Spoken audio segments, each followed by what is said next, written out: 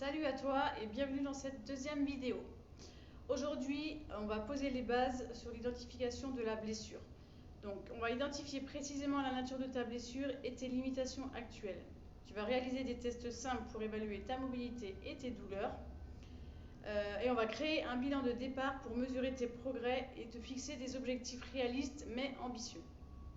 Donc, première partie, identifier la nature et les limitations de ta blessure. Donc, quelle a été ta blessure ?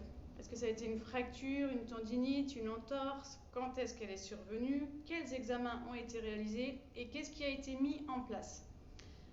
Deuxième point, comment cette blessure elle s'est produite? Est-ce que c'est suite à un choc, un traumatisme, une chute? Ou est-ce qu'il s'agit d'une blessure liée à une surutilisation répétée d'un mouvement? Troisième point, ton état actuel. Où est-ce que tu en es aujourd'hui? Qu'est-ce que tu ressens? Dans quoi tu te sens limité? Qu'est-ce que tu es capable de faire et de ne pas faire? Donc prends le temps de bien répondre à ces questions. Elles nous guideront pour structurer donc tes efforts et éviter les erreurs. Deuxième partie, les tests pour évaluer ta douleur et ta mobilité. Donc là, j'ai mis quelques exemples en fonction des zones touchées. Si par exemple c'est plutôt membre supérieur, donc les épaules, membre inférieur, genoux, j'ai mis dos et hanches avec quelques exemples de tests. Par exemple, test d'élévation du bras. Hop, je lève le bras au-dessus de la tête. Où est-ce que je suis limitée? Est-ce que je peux aller jusqu'en haut? Je suis limitée ici. Est-ce que je ressens une gêne, une raideur, une douleur? Test de rotation externe. Donc je veux que tu notes tout ce que tu peux ressentir. Pour le genou, par exemple, test de flexion, est-ce que je peux plier mon genou en totalité? Est-ce que je ressens une gêne, une douleur?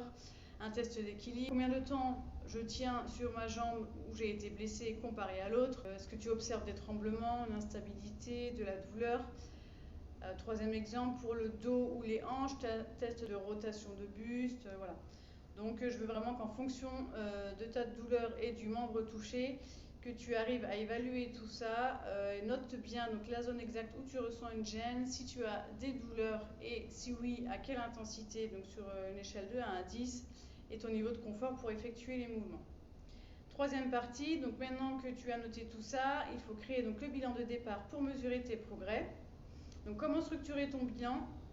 Donc tu peux t'aider du tableau que je t'ai mis en pièce jointe sous la vidéo.